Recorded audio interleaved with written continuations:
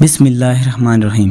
السلام علیکم ناظرین، یقیناً آپ کو معلوم ہوگا کہ ہمارے نبی حضور پنور سرکار مصطفیٰ محمد مصطفیٰ صلی اللہ تعالیٰ علیہ وسلم اس دنیا میں اس وقت تشریف لائے جب اس دنیا میں اندھکار ہی اندھکار تھا، لیکن آپ نے اللہ کے حکم سے اس دنیا کو نور سے بھر دیا۔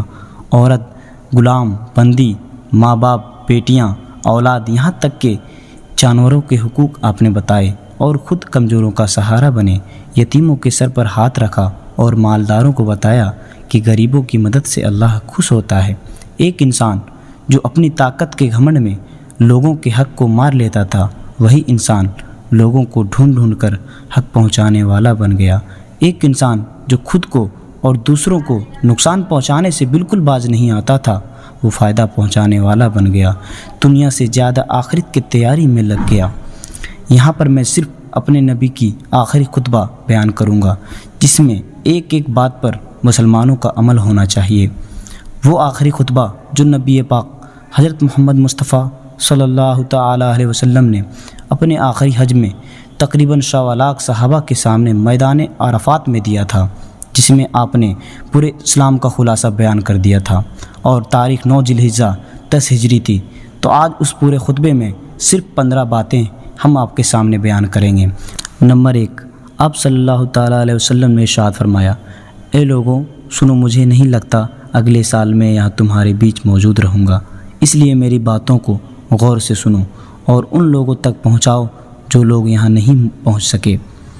نمبر 2، آپ صلی اللہ تعالیٰ علیہ وسلم نے فرمایا، جس طرح آج کا یہ دن، یہ مہینہ اور یہ جگہ عزت اور حرمت والے ہیں، بالکل اسی طرح ہر مسلمانوں کی زندگی عزت اور حرمت والے ہیں، تم اس میں چھیڑ خانی نہیں کر سکتے۔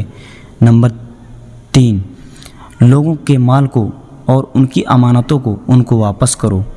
نمبر 4، آپ صلی اللہ تعالیٰ علیہ وسلم نے ارشاد فرمایا کہ کسی کو تنگ نہ کرو اور نہ ہی کسی کو کوئی نقصان کرو، تاکہ تم بھی حفاظت سے رہو۔ نمبر 5، یاد رکھو تم نے اللہ سے ملنا ہے اور اللہ تم سے تمہارے اعمال کے بارے میں سوال کریں گے۔ نمبر 6، اللہ تعالیٰ نے سود کو ختم کر دیا ہے، اس لیے آج سے سود کا لین دین ختم کر دو۔ نمبر 7، تم عورتوں پر حق رکھتے ہو اور وہ تم پر حق رکھتی ہے، جب وہ حقوق پورا کر رہی ہے تو تم پر بھی ضروری ہے کہ تم ان کی ذمہ داریوں کو پورا کرو۔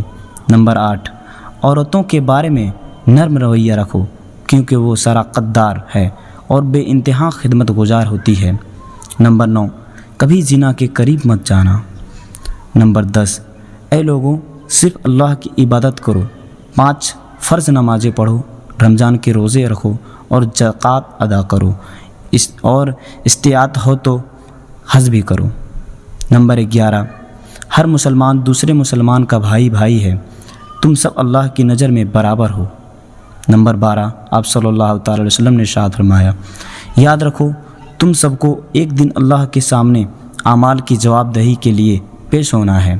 نمبر 13، خبردار رہو میرے بعد گمراہ نہ ہو جانا، اور یاد رکھنا میرے بعد کوئی نبی نہیں آنے والا اور نہ ہی کوئی نیا دین لائے گا۔ نمبر 14، جو